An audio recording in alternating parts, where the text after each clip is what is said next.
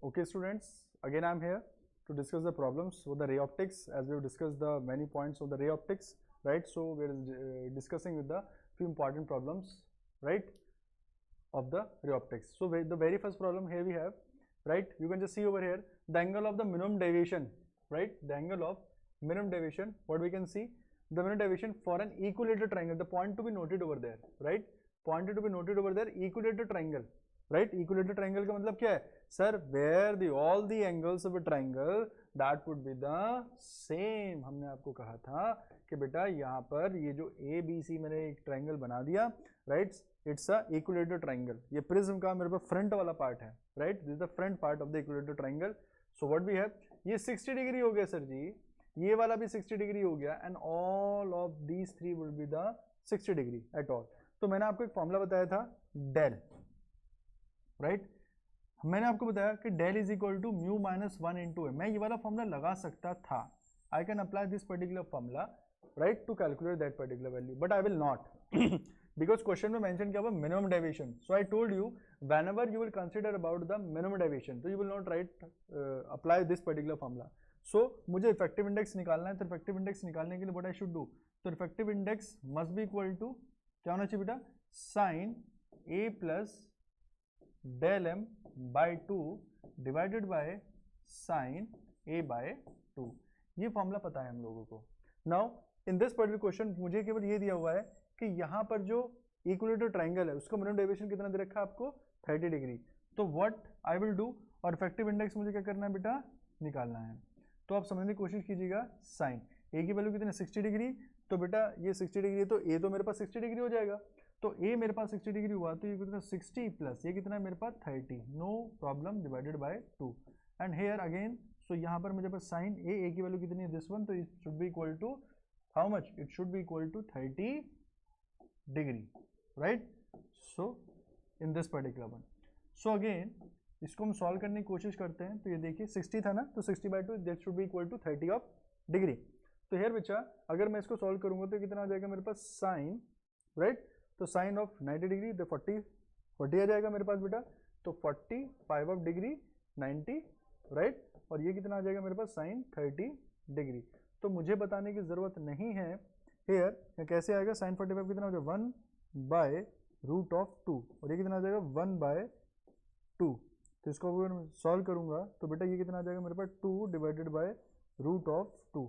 इसको इससे डिवाइड कर दीजिए, you will get the value under root 2. The correct answer should be the second one. Got it? Now here we get the next one.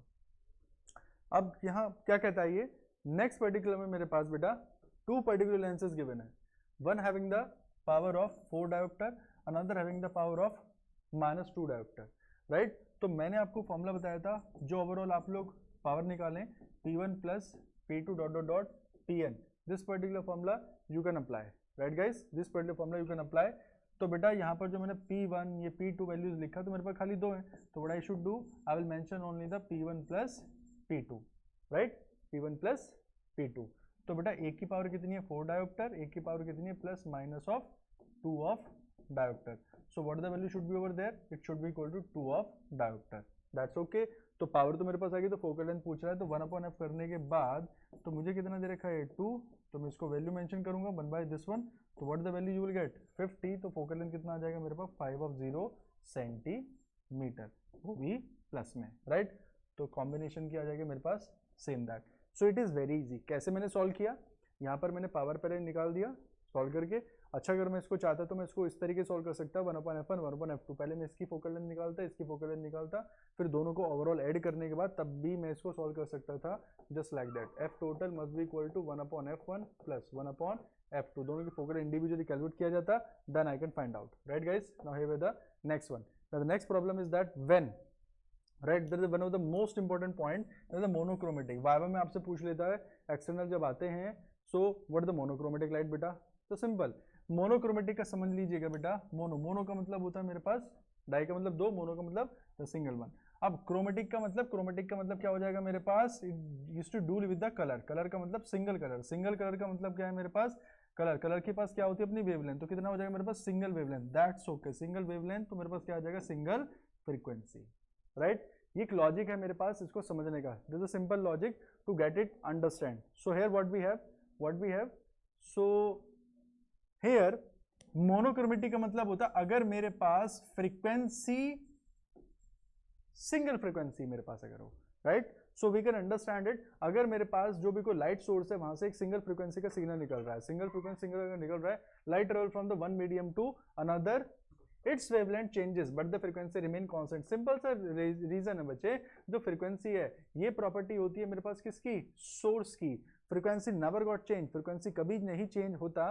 Frequency की जगह wavelength always used to get change because depends upon the medium. अगर medium मान लीजिए मेरे पास उसका refractive index कम है और ज्यादा है, और रिफ्रैक्टिव इंडेक्स में अगर वेरिएशंस आएंगे तो बच्चा क्या हो जाएगा मेरे पास, वेरिएशंस अगर आएंगे तो definitely there would be the change in that particular wavelength, right guys. लेकिन फ्रीक्वेंसी में कभी भी चेंज नहीं आता. Reason being c is equal to f into lambda. तो लैम्डा इज इक्वल टू कितना, c upon f. Lambda is equal to c upon f. तो ये पॉइंट आप याद रखें. तो whenever the medium use to get change, तो बेटा फ्रीक्वेंसी तो चेंज होता नहीं कभी, फ्रीक्वेंसी तो चेंज होता नहीं कभी भी. तो यहां पर हम लोग क्या समझते हैं sir, in this particular point तो lambda is equal to c upon f. तो बेटा ये स्पीड ऑफ लाइट चेंज होगा, स्पीड ऑफ लाइट चेंज होगा but frequency never got change. तो अगर c मेरे पास बढ़ जाता है, c तो मेरे पास 3 इंटू 10 टू द पावर 8 है.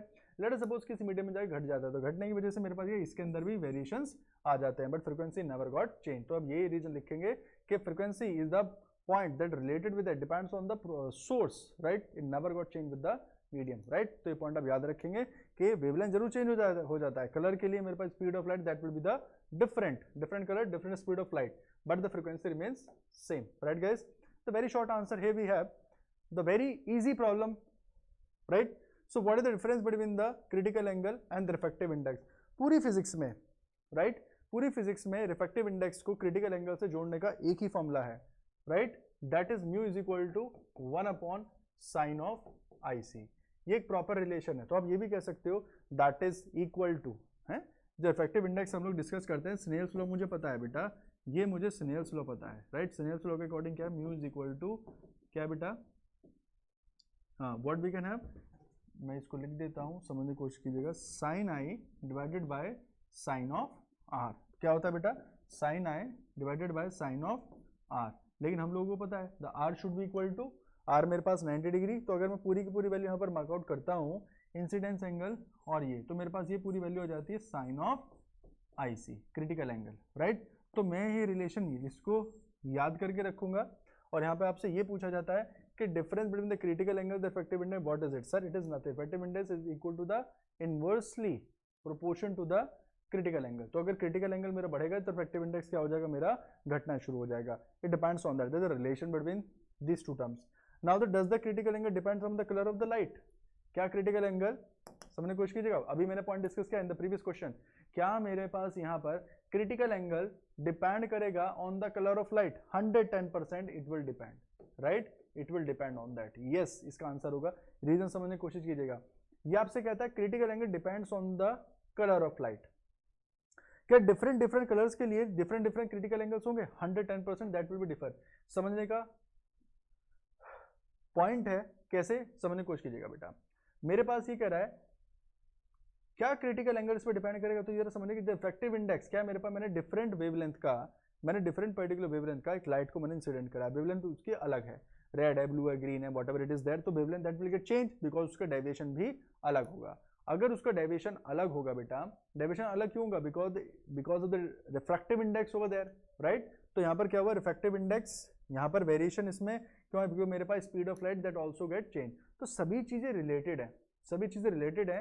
तो जो मेरे पास लाइट आती है उसकी अगर वेवलेंथ मेरे पास डिफरेंट होगी तो मीडियम में जब वो एंटर करेगी, राइट, जो मीडियम में जब एंटर करेगी तो क्या हो जाएगा, उसके अंदर रिफ्रैक्टिव इंडेक्स में भी वेरिएशंस आएंगे. रिफ्रैक्टिव इंडेक्स में वेरिएशन आएंगे तो मेरा ये भी पर्टिकुलर चेंज हो जाएगा. तो आप डायरेक्टली ये बोल सकते हो कि भाई म्यू क्या हो जाएगा, कि म्यू, मैंने आपको एक रिलेशन रिमेंबर कराया था बेटा, याद रखें, mu is inversely proportional to the speed, और ये भी मेरे पास इनवर्सली प्रोपोर्शनल टू वेवलेंथ. तो अगर रिफ्रैक्टिव इंडेक्स मेरा बढ़ेगा तो मेरे पास क्या हो जाएगा, वेवलेंथ भी क्या हो जाएगी, मेरे पास घट जाएगी, वेवलेंथ मेरी घट जाएगी, याद रखिएगा. और वेवलेंथ क्या होता है मेरे पास, जिससे डायरेक्टली इससे रिलेशन क्रिएट करता है.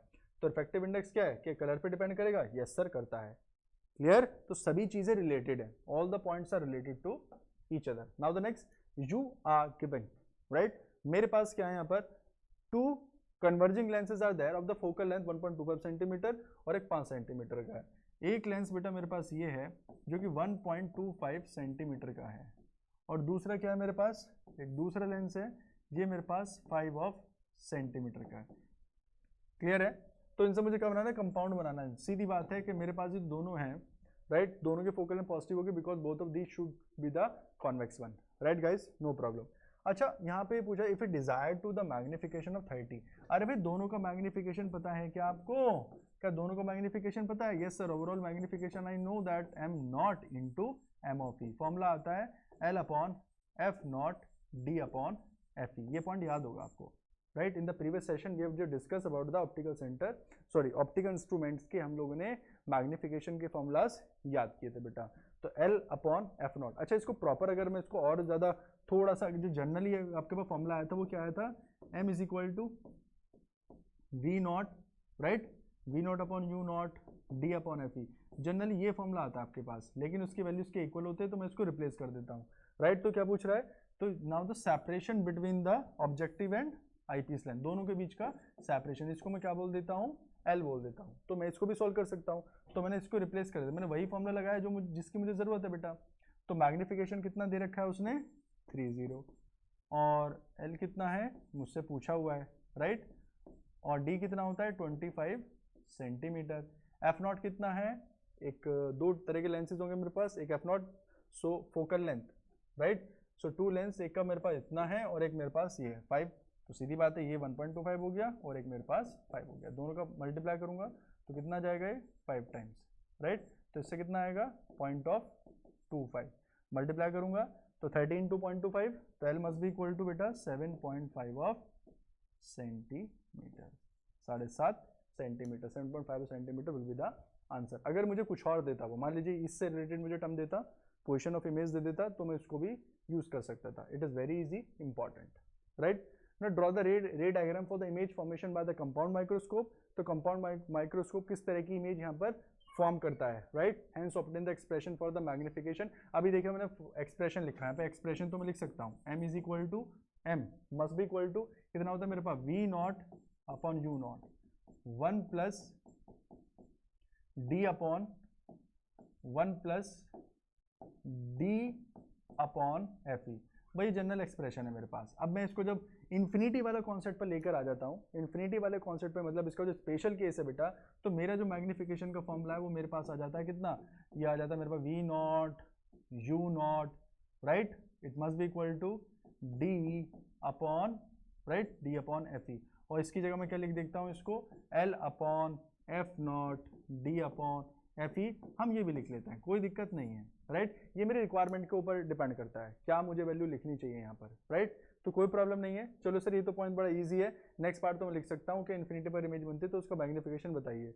Now it is asking about the draw the ray diagram. तो रे डायग्राम तो मुझे अच्छे से क्लियर है, एक मेरे पास ये लेंस बनाया, एक मैंने ये लेंस बनाया, एक लेंस मेरे पास छोटा होगा, दूसरा लेंस मेरे पास बड़ा होगा। One would be the objective piece, another would be the what, eye piece. ये ऑब्जेक्ट है, इसका रे मैंने बनाया, तो इसकी मेरी इमेज कहाँ बनेगी बेटा, it should get be formed over here. तो मैं इसकी अगर यहाँ पर इमेज बनाता हूँ ये, और ये इमेज कहाँ बननी चाहिए, इसके पर्टिकुलर कहाँ पर, फोकस के अंदर, आई पीस का है, राइट। तो ये मेरे पास क्या हो जाएगी एफ नॉट, तो ये क्या हो जाएगा यहाँ से लेके यहाँ तक मेरे पास क्या हो जाएगा यू ई। अब ये जो इसकी इमेज बनाएगा कहाँ पर बनेगी इसकी इमेज, ये आप जानते हैं यहाँ कहीं पर जाकर इसकी इमेज ये बनती है। और इसको मैं क्या बोल देता हूँ, what you used to call it, we used to call it the V E. Got it. तो रे डायग्राम तो आप बना सकते हैं, right, it is very easy. But याद रखिए एग्जाम में whenever you try to draw all of these particular problems, whenever you draw all of these type of the questions, the ray diagram related, better use the scale proper, right, use the scale properly. Now the next we have two monochromatic light that we have, right. Two monochromatic light मेरे पास है incident normally on the A B and isosceles triangle. बहुत बड़े isosceles है तो दो angle same हो जाएंगे। A B C the reflective index of the glass prism is 2 and 1 are respectively this and that, right. दोनों का मुझे कॉन्सेप्ट दिया हुआ है और मुझसे ये पूछा हुआ है, क्या पूछा हुआ है आप समझने की कोशिश कीजिएगा कि बेटा रेस्पेक्टिवली 1.3 1.2, 2 का कितना है, इसका कितना है 1.3 और इसका कितना है 1.5। No problem. मेरे पास मैंने आपसे कहा पूरी फिजिक्स में रिफ्रैक्टिव इंडेक्स और क्रिटिकल एंगल को रिलेट करने का सिंगल मेरे पास एक ही फॉर्मूला है, and that is equal to, मैं फर्स्ट वाले को लिख लेता हूँ 2, तो mu T is equal to 1/sin of I C, right. इस वाले के लिए हो गया 1/sin आई सी, तो बेटा कितना है value 1.3, right, it is 1.3, right, it is 1.3, it must be equal to 1/sin of I C. अगर हम इसको सॉल्व करेंगे तो बेटा क्या ये मेरे पास साइन आई सी क्या 1/1.3 नहीं होगा, राइट सर। तो बेटा साइन, तो मेरे पास से कितना हो जाना चाहिए, I C must be equal to sine inverse 1/1.3, right. तो अगर हम इसको सॉल्व करेंगे तो मेरे पास जो वैल्यू आएगी, right, what ever the value that I will get related with this, तो मेरे पास ये ऑन एन एवरेज जो आएगी value 50, approximate 50 point something, round of 50.2 of degree या 50.3 के आसपास आ सकता है ये, राइट। अप्रॉक्सीमेटेड वैल्यू मैंने लिख दिया, but it should be the greater than 50, right. अब डिपेंडिंग ऑन दैट मेरे पास एक एंगल ये आ गया। अब मैं फर्स्ट वाले के लिए अगर बात करता हूँ, राइट, फर्स्ट वाले के लिए अगर बात करता हूँ तो समझने की कोशिश कीजिएगा।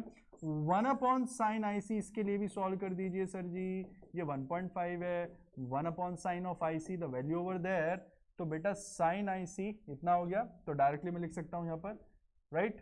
मैं इसको इरेज करता हूँ और मैं इसकी वैल्यू सॉल्व करने की कोशिश करता हूँ, ज़रा देखिएगा, थोड़ा कलर चेंज कर लेते हैं। आई सी कितना एंगल आएगा, तो साइन इनवर्स दिस वन, तो बेटा इसको सॉल्व करूंगा, मेरे पास आएगा लगभग कितना, 1/1.5 यानी क्या, 3/2, 2/3, 2/3 यानी 0.6। तो ऑन एन एवरेज मैं आइडिया लगाता हूँ 40 अप्रॉक्सीमेट 41.1 या 2 डिग्री, 41 लगभग इतना डिग्री मेरे पास एंगल आएगा।